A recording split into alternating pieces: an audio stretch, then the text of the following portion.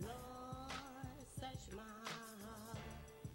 She said, whilst I'm down here praying, Lord, Lord, search my heart. She said, whilst I'm down here praying, Lord, Lord, search my heart. She said, Hey, welcome to the W.C. McClinton Christian News. Our program tonight, we are featuring a Dr. Good. Cook. And we're glad to have you here. I'm so glad you asked to have me come tonight, Miss Mable. All right. Well, we're going on now, and you are going to tell us everything you want us to know. If I need to ask you a question, I will. All right, great. I'm really glad to have this opportunity to talk to you a little bit about foot health and some of the things that I think are really important and things that I think will help you to keep your feet healthy and keep you going. The first thing that I want to talk about a little bit is diabetics and their feet. And I think everybody's heard a lot of horror stories about diabetics and their feet, and we want to try to avoid any of those kinds of problems. So if any of you diabetics out there have not had your doctors look at your feet and examine them and refer you to a good podiatrist to be able to be evaluated and talk about what kinds of things you can do to keep your feet healthy, make your feet work better for you, and last a lifetime, please try to make sure that you do that. And if they say, oh, you're fine, you don't need to go, you make sure you insist, because it's important, even if you've only had diabetes for a month or two.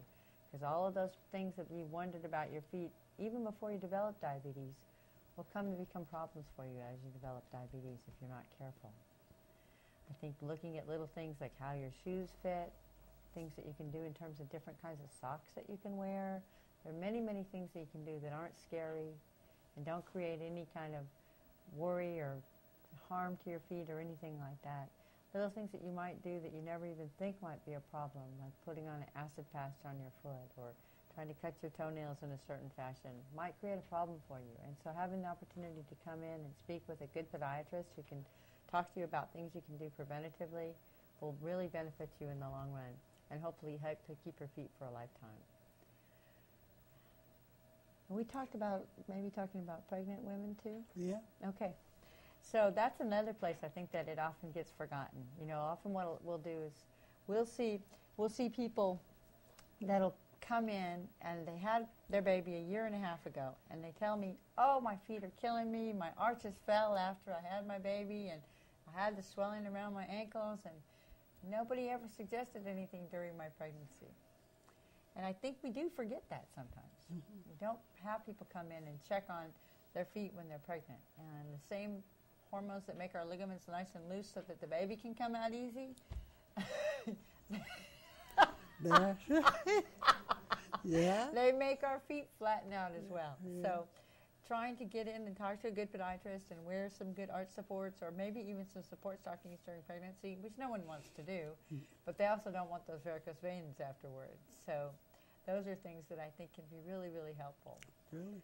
And I think that if we can encourage your baby, if you go in and you talk to your OBGYN doctor and they don't suggest that you do anything about that, you might need to remind them, because remember, they're only seeing you during that pregnancy. They don't get to see you afterwards when you're having the problems. And so you want to make sure that that's something that you put on that agenda when you go in to talk to them.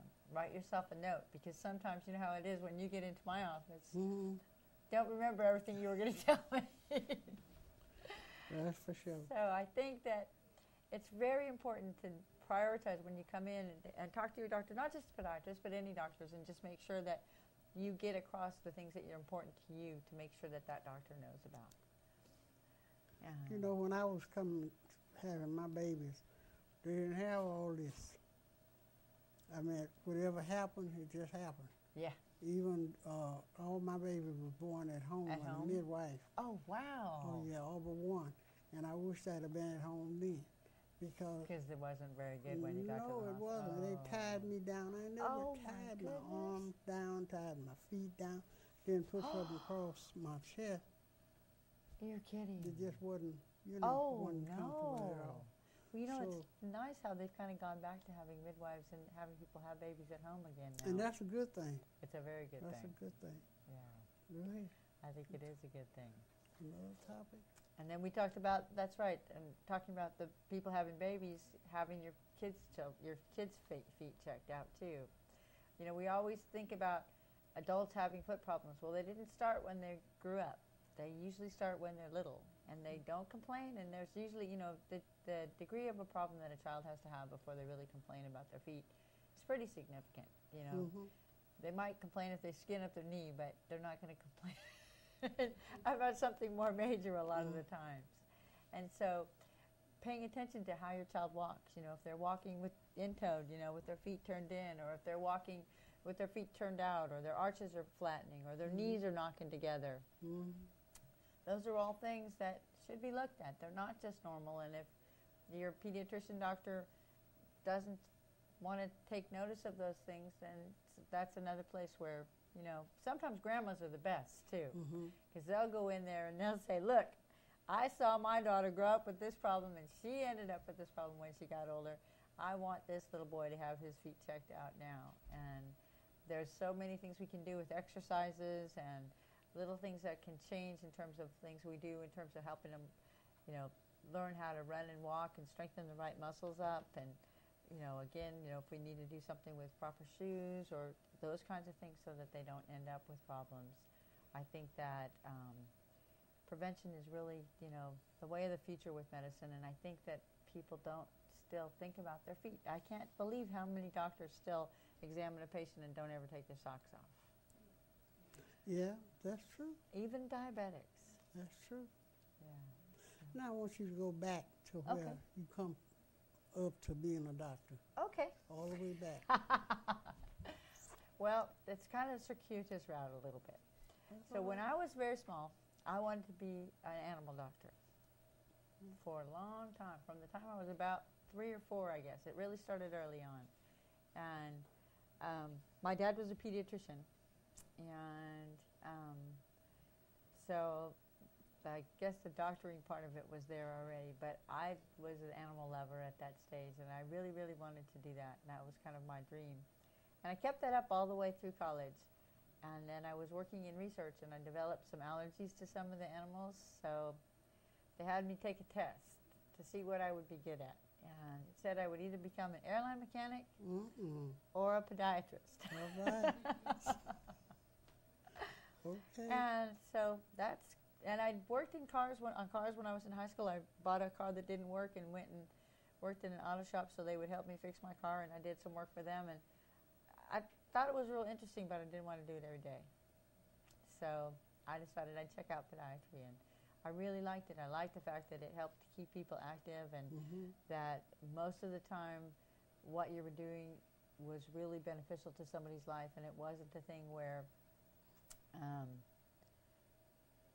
I guess one of the things that I really like about it is that people that sometimes come in and they have a horrible sore, or they have something that's really limb or life-threatening for them, and then you can actually make it so that they can be back on their feet, walking again, and being active in the community, and I just find that very, very rewarding. Yeah.